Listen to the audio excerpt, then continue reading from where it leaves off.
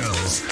You're tuned to the heavy, heavy sound of the Young Punx FM, where the mashed up beat just doesn't stop. Hello, my name's Hal Ritson. I'm from a dance production act called the Young Punx, and I'm here to tell you about some of the things we do here in our studio. You can see it's actually quite tech light. It's not got millions of racks of things and old vintage synths. Basically, the studio consists of a Mac running Logic, and then we have a live rig, and this is a live rig, which is a laptop Mac running Ableton Live. But the majority of what we do is just all within Logic. Even mostly within Logic's own plugins. We don't have huge amounts of plugins, though there are a few favourites that we use.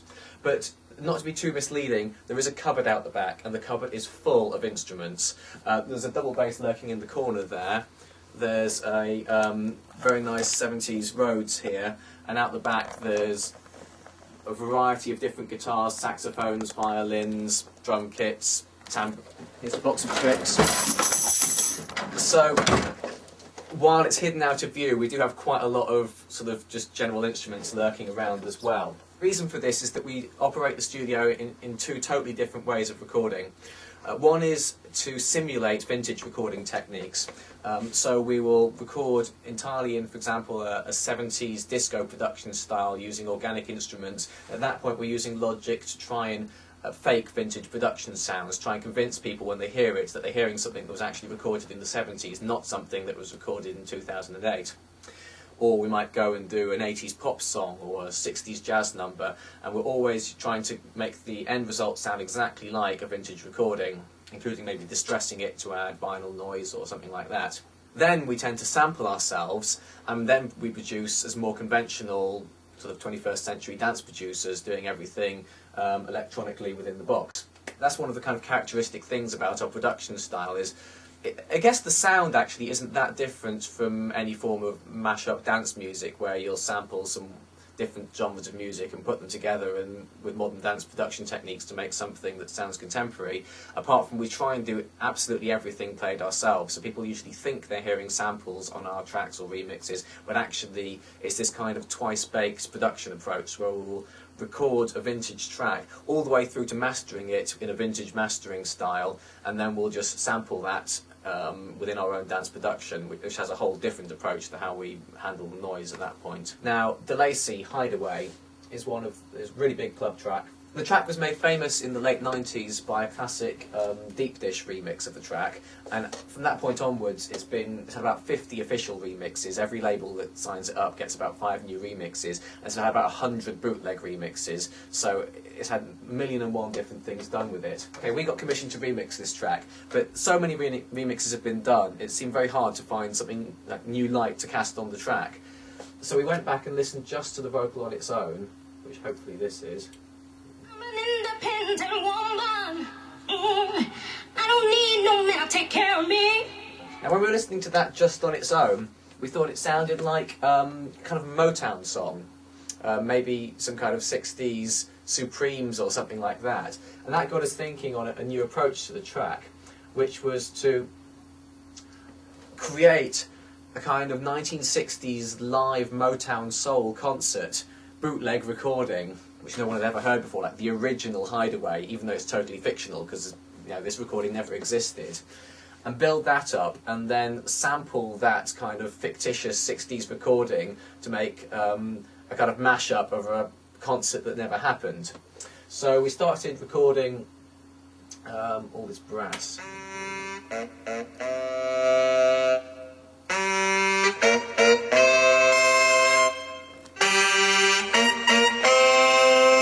Which is basically, you get in one sax player and one trumpet player and get them to play everything about twice in 2 octaves, stick it all together on, the magic tool, which is the PSP Vintage Warmer, a plugin which I cannot recommend too highly. You can hardly hear what it's doing, but what it's subtly doing is making everything sound better. In this case, it's set to the mix semi-driven tape setting, because we don't want this recording to sound like it's been recorded very digitally, so we're trying to get that kind of tape saturation sound in there. It's quite subtle, you can't necessarily notice it's happening. So we start building this up.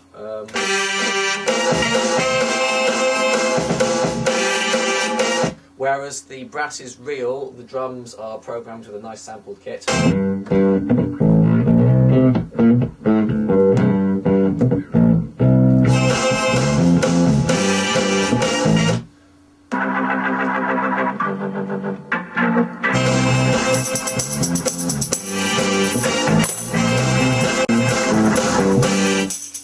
I've just noticed here on the tambourine we've got the bit crusher set to 12-bit for no other reason than if you record a tambourine just through a microphone into a computer, it's just going to sound too clean and hi-fi, so it just makes it a little bit less hi-fi, because the end result we want to have sounding quite dirty and old.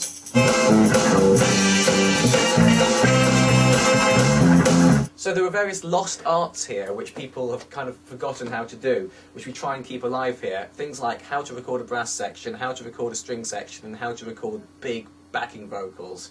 And it's not too hard really, but people don't really do it much these days. First you need a decent microphone. I'm not going to go into any microphone porn, just, okay, spend over £500 on a microphone, but don't sell the car or anything.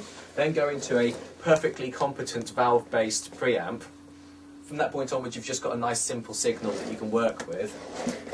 So for example, with this brass, this is just a unison here.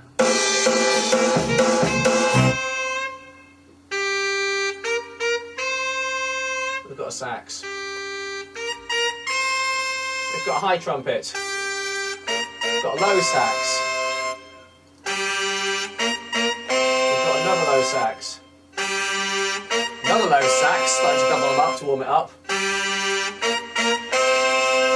Got a trumpet in the middle. They're panned in quite strange places because it's trying to hark back to the early days of stereo tape when people would put like everything on one channel and everything else on the other channel. And it all goes off to a bus. Everything that you want to have sounding like it's one wodge rather than lots of different things, put it on the same bus with some kind of multi-band action going on. So a block of backing vocals, or a string section, or a brass section, anything where you don't want to really hear lots of separate instruments, but you want to hear it as one thing playing together, send it to a bus, and then we put the vintage warmer on it, which is on a tape saturation setting. It's multi-band compression, it's multi-band limiting, it's introducing harmonics as it saturates, and it's doing it all quite subtly. But the end result is you get one old-sounding wodge of sound rather than many clean digital-sounding separate things. And then we're going into a reverb. This is in Logic Space Designer, and it's got a horn section reverb, which is just EQ'd nicely to sound nice with horns. But while we're here, I'll show you my favourite reverb for this kind of task. Here in vintage reverbs, we've got old vintage reverb. Now, it's kind of a nasty sound, but if you put it on breakbeats for like funky drummer type sounds or old James Brown vocals, like record a vocal and then put it through the vintage warmer to make it sound like it's been recorded to tape. Then put it on this old vintage reverb, so you sound like it's got a vintage reverb sound on it. Then maybe put it through a bit crusher to sound like it's been sampled on some dodgy old Akai sampler. And by the time you've done all that, you'll find that when you put it in your track, people go, oh, where did you get that James Brown sample from? Because it sounds like it was recorded on old equipment and then sampled on a dodgy sampler, and it gets just a bit more kind of history into your track, even if it's all original stuff. The drums have a very vintage sound here, but that's just a nice sample. Is just a nice...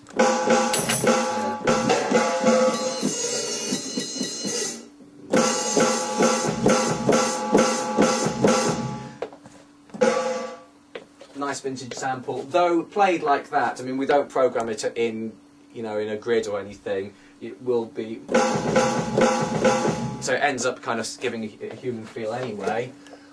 There's a bit of inappropriate compression on it to make it pump deliberately, so that it sounds like it's been recorded, you know, maybe with the level set too high onto some tape and then been mastered on something else, then gone onto vinyl. Each time you go through these steps, historically some compression would have happened, so we're putting on maybe more compression than you would by choice to give it that slightly overproduced feel. Now what I'll probably do is show you what we do with that sample the second time round when we drop it into the track.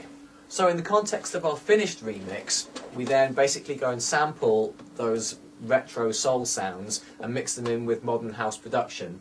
And in the context of the track, it kind of starts with a drop where it just sounds like the old production on its own, and then the modern stuff kicks in.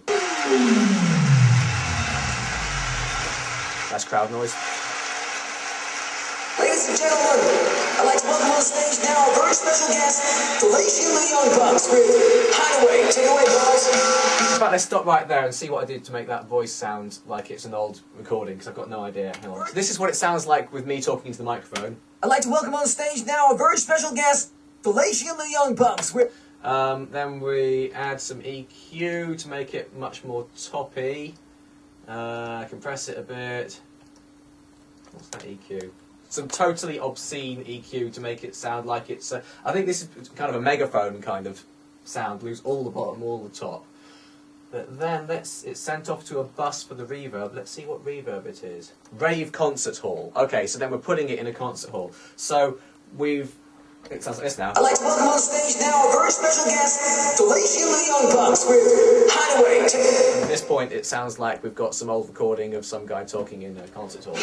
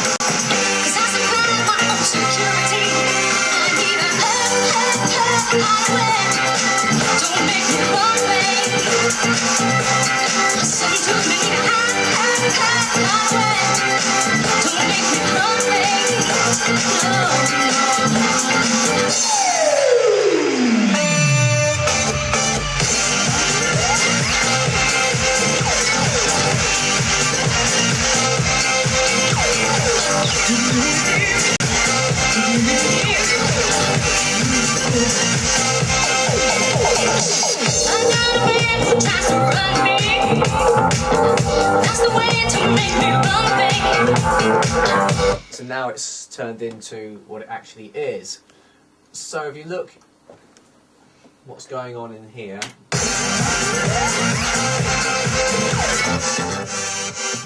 So this is the original Motown style sample we made. So we've divided it up actually. It's on two different tracks, and on one track we've cut all the bottom end off, and on the other track we've cut all the top end off. So we're using one half to handle all the mids and highs and the other half to handle all the low end, which enables us to kind of control both of them and try and make the whole of the sound out of this one sample. So this is the top half. You can hear it's pumping in and out like that due to a sidechain compression. So we have a track running just a kick drum on every beat of the bar, which is being sent to a bus 8, and bus 8 has no output. So what we're doing is having a kick drum going through the entire track, making absolutely no noise because the end point of its signal chain is no output. But even though it's going to no output, Logic's compressors can see it as a side chain. So you put a compressor on your track, which you can see is getting compressed by this silent kick drum rather than by the signal itself, because sidechain bus 8, which is where we put that kick drum. Which means every time there's a kick drum, all the music goes away, and every time the kick drum goes out, the music swells in again. Doesn't make much sense on its own, but then you put the actual audible kick drum in. So here we have the real kick. And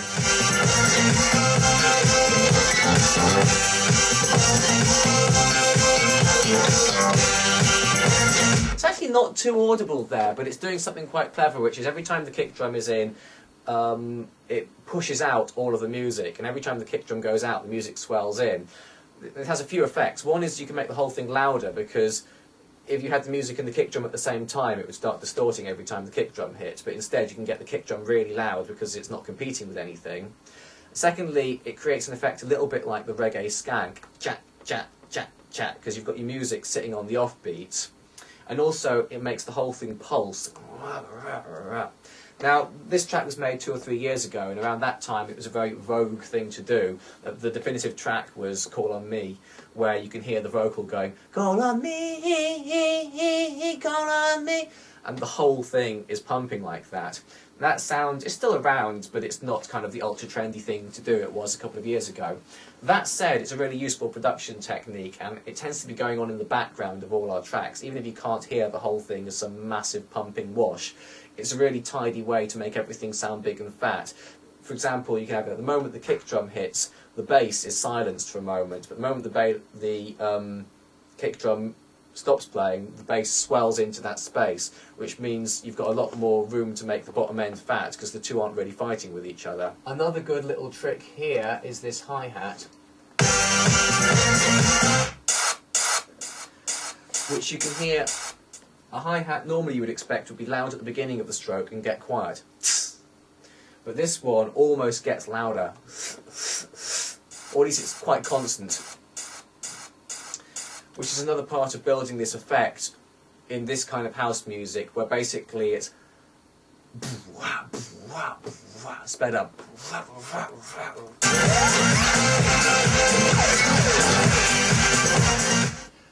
And the top half of it is the sample.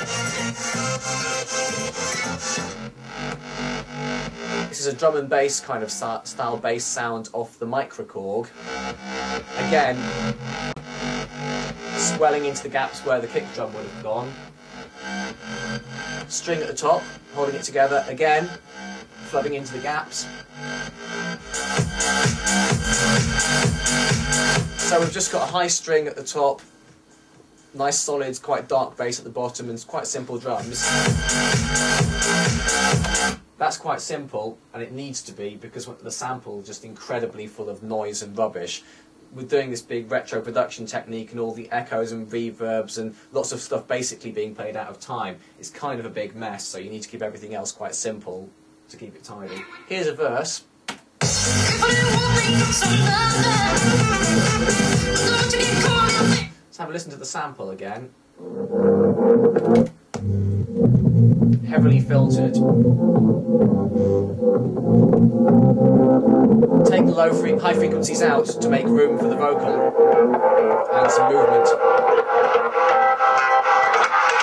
And I put it into Ableton Live and used Ableton Live's auto filter, which is quite a nice filter, and sometimes I just like to use Ableton just for that filtering, because it's just kind of dirty and colourful. So my favourite filter in Logic is the fuzz-wah. I use the Ableton filter there because I hadn't discovered the fuzz-wah at this point. People don't tend to use the fuzz-wah as a filter in this type of music because it's called a fuzz-wah, so it sounds like a guitar effect, which it kind of was designed as, but it is actually a really nice filter for dance music. Right, so here is the fuzz-wah set up to let the low frequencies through. So that gives you quite a really fat bottom end.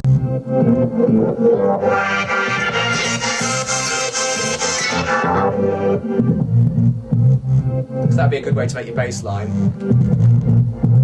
Just take a big sample, fuzz-wah down to the low end. Or do the opposite and just cut the bottom off with it.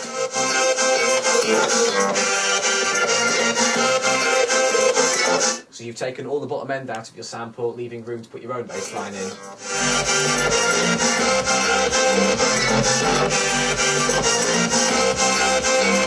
So that's my top tip. Don't use the auto filter in Logic, don't use some expensive plug-in for a filter, just use the fuzz-wah, it's very good for house music. This is a Young Punx track called It Doesn't Stop, which is built on the premise that the backing sounds very much like Quincy Jones's production of Michael Jackson during the late 70s and the off-the-wall kind of period. I have to say it's a very close mimicking of Don't Stop Till You Get Enough central section. It's not the same compositionally exactly, but we've gone in and really copied the production style very closely, and then we've mashed that up with our own house production techniques and put a new vocal over the top of it. Program drums.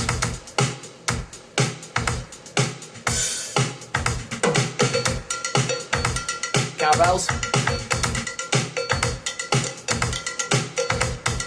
A pen holder and hitting the glass.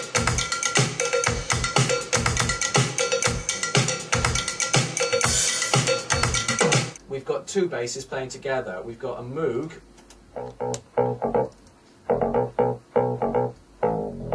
which is the Arturia Moog modular. It's going into a vintage warmer. Now you can see by the knobs going on here, we're looking at quite a vintage sound. And it's EQ'd to not have too much bottom end in. And that's combined with the live bass,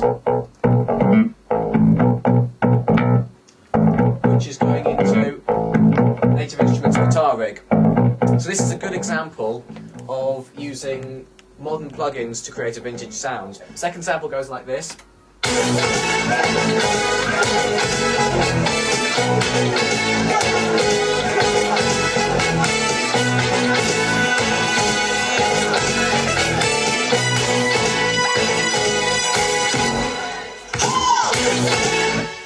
Which is a pretty blatant homage to the central section of Don't Stop Till You Get Enough by Michael Jackson.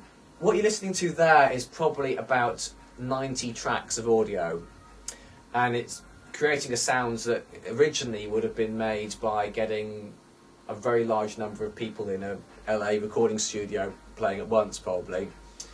And there's too many tracks for us to even record them all at once, because the computer would start to run out of processing power. So it's done in chunks. First of all, I recorded the backing. You can hear a little crowd noise in there. It's me and a couple of mates standing in a room talking nonsense for a while in the background to get kind of party vibe.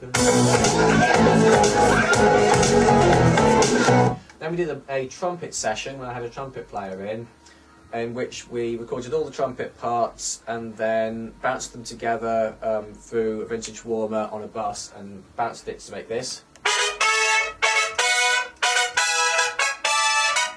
Which is probably about 12 trumpet tracks. And another line, which I like.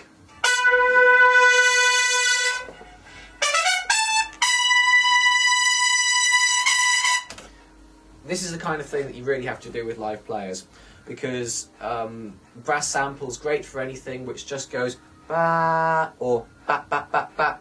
But if you want to go ba, the number of changes in tone that happen as each different player does that swell just really can't be mimicked by a sample. Likewise with string players, you can do, if it's just strings going chat, chat, chat, chat, it works well enough with a string sample. If you want to have a run, as I often do, that goes the reason the sampler can't get it right is that the harder the playing gets, the more of the players are actually playing it wrong at any point in time. And if you do that kind of run on a sampler, it's actually getting all the notes right, and everyone's playing it slightly differently in reality, so you really have to record that with real players. But all you have to do is do what we did here with the brass, just get in a couple of violin players and record them up to maybe 30 tracks playing the same thing, bounce that all down and then move it over into your main project and you have a string section. At the moment in this we're adding the saxophones in, so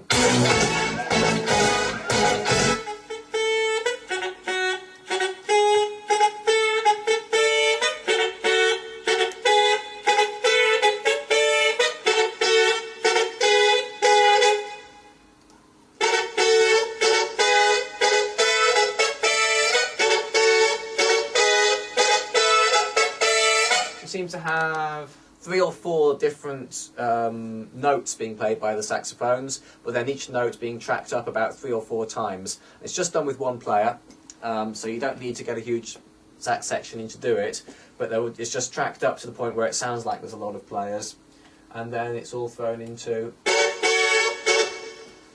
a bus that's got some vintage warmer on and a nice reverb, and then you've got your sax section, and then we stick the whole thing together.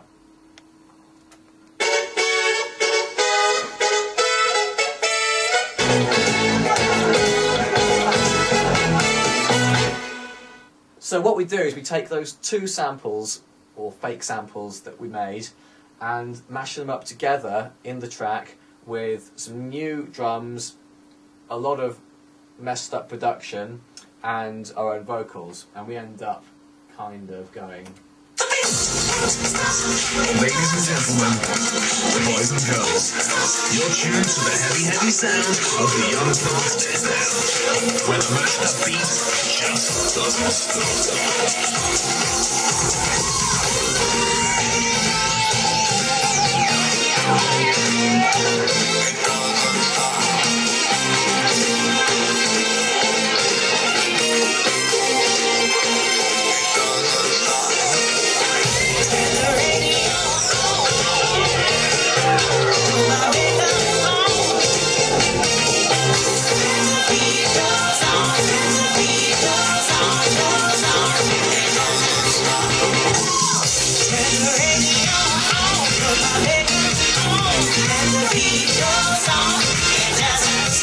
So let's see what's going on in there. Now the main thing is it's an absolutely huge sound. Dangerously so. There's so many frequencies it's in danger of just becoming a big trashy mess, but that's kind of the way I do things. But there's a quite specific logic to how the track's built up. The backing is made up out of the sample split into two channels, one which takes the top half and one which takes the bottom half, and they're being processed separately. They're both pumping so that we've got a sidechain compression on them running off the kick drum, so that when the kick drum hits, it jumps out, and then when the kick drum's out, it fills in the gap. Let's look at the top half. We've used the Logic fuzz wire to cut the bottom half off the sample, which makes it this. Okay, the whole sample has been pitched up a semitone or a tone from the original pitch we recorded at.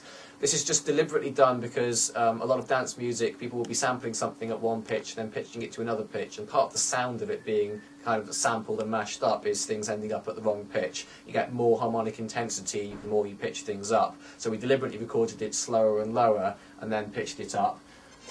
We've cut the bottom end off. We've got it pumping like this. It's going to two buses. I don't know what they are, so let's see what they are. One of them's got a bit of a phaser on, just to make it wash about a bit. And the other one's got a bit of a bit crusher on, just to dirty it up. As if it needed to be any more dirty. So that takes the top half. The bottom half is the same sample again. But this time, the fuzz wire has been set to cut all of the top end off. So in each track we've got either the top half or the bottom half, and the fuzz wire is basically acting as the crossover to decide what goes where. The fuzz wire does a whole lot of other things along the way. It kind of compresses and distorts and generally makes things more filthy. There's quite a lot going on this channel. First of all, we've used the EQ to make the bass more prominent. Then there's a limiter cutting off the peaks because it's quite a spiky sound and it would keep bouncing in and out, and we've got to keep everything very even. So the limiter is just chopping off anything that's jumping out. Then the fuzz wire is cutting off all the top end. And then we've got a compression, quite simply compressing it to box it in even more because we want the bass to really stay put. This is one of the reasons why we're treating the top half of the frequencies and the bottom half separately, because the bottom half we want to really be very solid and not be jumping around, whereas the top half can be jumping in and out if we wanted to, so we treat the compression and limiting separately. So that's just the kind of constraining compression, stopping it bouncing about too much.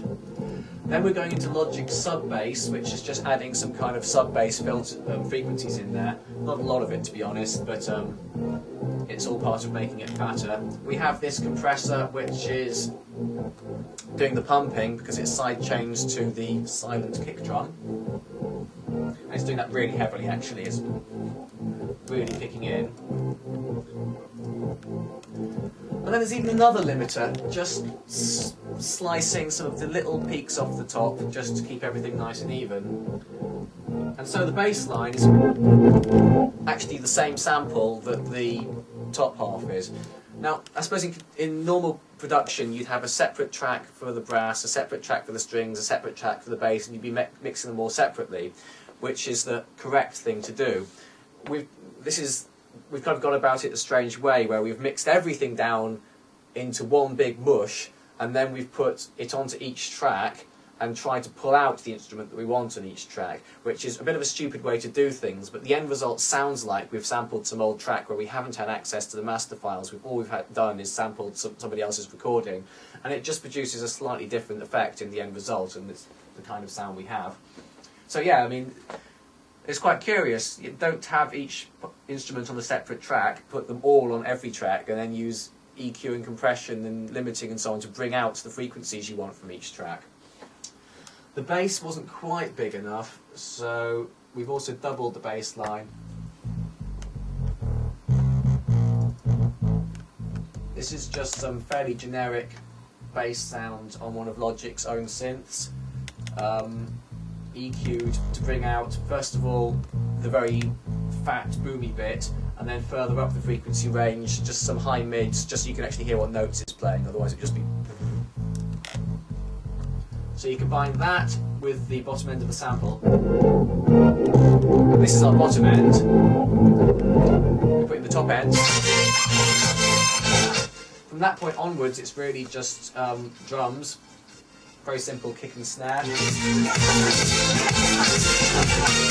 Some hats.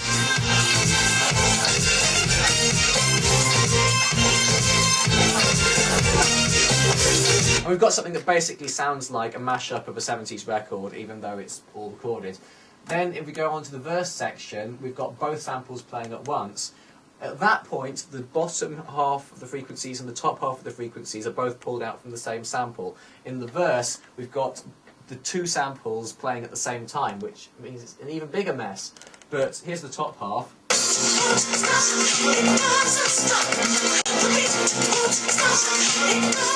And here's the bottom half, which is from the other sample. They put them together. This is where it gets interesting, because the little clashes and things come in that we never would have planned, where you've got both samples playing at the same time. They really, by rights, don't go together, but you get all sorts of weird, interesting sounds you wouldn't have come up with if you were designing the track like that.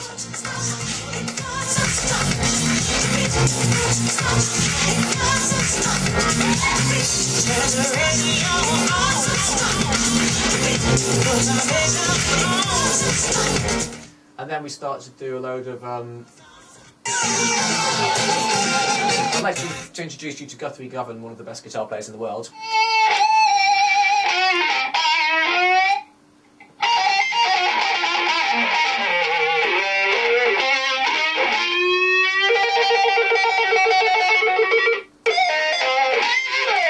That would be a torque wah in guitar rig, making it go wah, like that. And there's some classic kind of sample-based production cut-ups going on here, like this.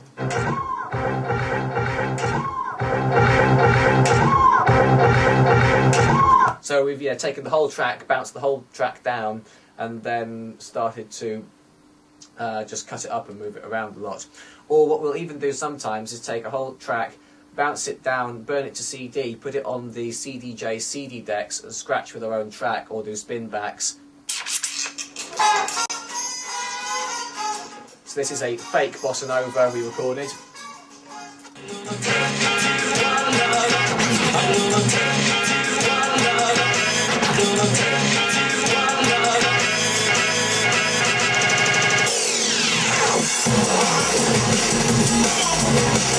So that sound was us creating our own track, burning it to CD, putting it on the CDJ, putting it into a loop so it goes shortening the loop so it goes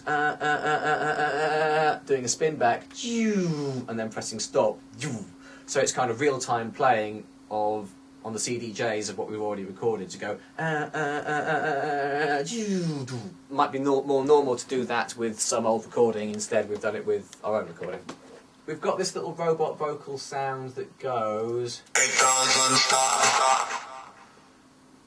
which you would imagine would be some kind of 8-bit computer chip processor or something. Ironically, it's not. It's just me talking with a lot of effects on. Let's see what it is. Let's hear the original. It doesn't stop. Which is me just kind of pretending to be a robot. Obviously sounds rubbish. We have an EQ that just takes the bottom end off, does very little. A compressor that's just a normal vocal compressor to get it all balanced nicely. a normal limiter. It doesn't Oh, stop. actually, it's not. It's a very heavy limiter. Okay, the limiter is extremely heavy on it, it turns out, which is part of making it sound very artificial, like a robot. There's an ensemble to warm it up a bit. Aha, we've got a vocal transformer. It doesn't stop. Okay, this is where the action starts. So this is the Logic vocal transformer with the robotized button pressed, which basically sets it to play only one tone at once. You can change what the tone is. It doesn't stop. It doesn't stop. It doesn't stop. It does. I can also change the formant of the voice. It doesn't stop. It doesn't stop. It doesn't stop. It doesn't stop. So now, even though it's me talking in it, it's starting to sound more like a robot. We've then got a bit crusher. Well, this is why it starts to sound like it's on some kind of Amiga computer chip or something. It's bit crushed down to 6-bit. It doesn't stop. And now it is really starting to sound like some sort of early 80s computer chip. Another EQ, what does that do? EQ makes it even brighter. It doesn't stop. Limiter, because all these new frequencies we've introduced messing around with it are starting to pull out certain frequencies and making it spike, so we need to limit it again to keep it under control. It doesn't stop. Another EQ, what does this one do? Okay, and then there's an... Oh, and then its final EQ is one which is speaking voice improve in Logic, which is pulling out the frequencies that you hear speech most clearly with. It doesn't stop. And then it's going off to a bus with a delay on. It doesn't stop. It doesn't stop. It doesn't stop. It doesn't stop. So we've got basically a kind of early 80s speak and spell kind of vibe going on, but the source material is actually just me going "It doesn't stop" into a microphone. Where the master beat just doesn't stop. And as you can see, there's no shortage of effects on the voice here, but the one that's really interesting is if you watch the automation on the ring shifter, just drags it down and adds in these ultra low frequencies. Where the master beat just doesn't stop. So the automation just doesn't stop. Also, you've got at the same point an automation sending the vocal off to a tape delay. Again, just Logic's own native tape delay plugin for that kind of dub effect on the end. Here you can see the automation that sends the very last word of the phrase off into a tape delay on bus 3. Is it? Yeah. Where the master beat just doesn't stop. The final thing to look at actually is the end of the signal chain, what we have on the master out. Interesting area this, because it's a very fine line between production and mastering at this point. It used to be pretty clear what the difference between mastering and production was back in the day when there was a recording studio and a mastering studio, but now people are doing so much in the box. The logic used to be leave mastering to people who know mastering, because it's a great point where you can either make the best out of your track or totally ruin it if you don't know what you're doing. I think that probably still is the logic. But everyone does now have tools for playing with mastering at home. It used to be you had to spend about £10,000 before you could even start to have all the relevant EQs and multibands, this, that and the others to make it work. Now people can start to learn this stuff. The first thing you want to do though is get some monitor speakers that actually work, otherwise you'll just be doing it wrong anyway. So if you're going to spend any money on your studio, spend the money on the monitor speakers first, because then at least you'll know what you're doing. But on the master outs, there's this kind of blurred zone halfway between mastering and production. In this type of house music, it's really all about getting a really, really big sound. And a lot of the tools we use are those which you would traditionally call mastering, things to do with multiband compression and limiting. But you can't really take that away. You can have no version of the track that doesn't have that on, because this is a core part of the production sound. So let me show you what's happening on the master outs here. First of all, we're going into the Logic multipressor on its final dance compressor setting, which really dirties up and fattens up the sound a lot. I find it's actually quite extreme. I've actually put a little gain control in front of it in the chain so that I can just pull it back to drive it a little less hard. You could probably do that from within the multipressor itself too, but that's why I put it. So that's given us a version where all the frequencies are mushed together, solidified, and it becomes quite sort of trashy and fat. Then I'm going into Logic's Match EQ. It's not doing very much actually at the moment, but what I've done is I've played it the template side of the Match EQ, Eric Prince's Call on Me. The reason for playing it, Eric Prince's Call on Me, is that it's a dance track that uses many of the same frequencies. It's got a strong kick and snare, a big bass at the low end, and then a quite harmonically rich sample, so it covers many of the same kinds of frequencies. And I know for a fact that it sounds good in a club, on the radio, and on television. So it's mixed in a way which will cover all of those. So the frequencies are pretty good on it. So I've played it, Call on Me, and then I've played it, my track, and made it do the comparison to see what the difference is between the two. And basically, well, you can't see much, it's too spiky until you smooth it out. Once you smooth it out, we're seeing that Call on Me had slightly more lows and low mids, and slightly more of these brightening highs. Now, I've just set that then to be at about 30% or something like that. So there's just areas where my track is maybe lacking a certain amount of presence that was there in this track that I know has a good frequency balance in it. It just starts to fill those in a little bit for me. I haven't really copied the EQ over exactly, but it's just kind of nudging it in that direction. Then next I've got my own EQ, in which by ear I'm starting to put in frequencies that I want to have, which are largely the same ones that the Match EQ we're putting in actually. It needs a bit of brightening up at the top end, it needs a little bit more fattening at the bottom end. The main reason for that is it's just got so many instruments in. Along this processing chain we've probably had about 100 instruments playing at once we've got, trumpet, saxophone, guitar, clarinet, the list goes on. And it means we've got a huge amount of mids. So I think probably it's not so much I'm adding highs and lows as I'm trying to pull out some of these mids because there's just too much of it in there. So we've done the multiband compression, then we've EQ'd it to get the overall balance right, and then as a final step in the chain we're going up against the vintage warmer under its mastering first aid setting as the final step to act as a kind of multiband compressor limiter.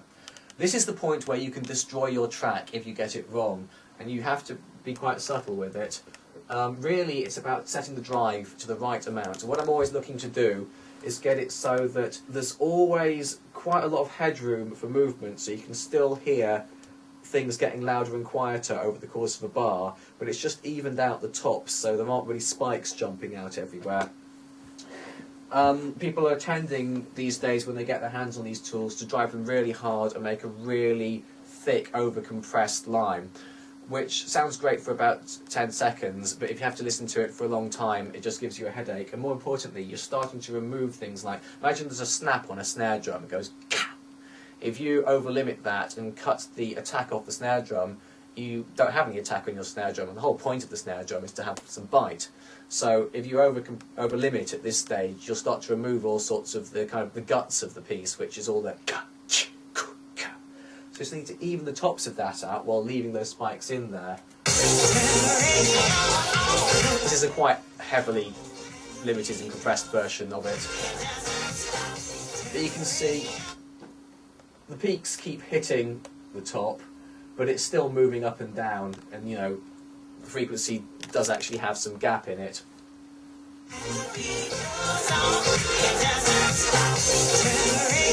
But a really important part of the sound of this type of kind of big pumping house music is multiband compression, getting the EQ right to balance the frequencies out, and then getting it limited to the right amount, enough to even it out and make it very big sounds, but not so much that it's starting to distort and lose all the snap from the kick and the snare.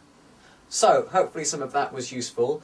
I was just saying it's a little bit strange because this is just what I do when I come into the office in the morning, basically. I've got absolutely no idea which bits of it everyone will go, well, everyone does that, everyone knows that, and which ones people go, you do it that way, oh, that's really unusual. So hopefully there's something in there which is interesting.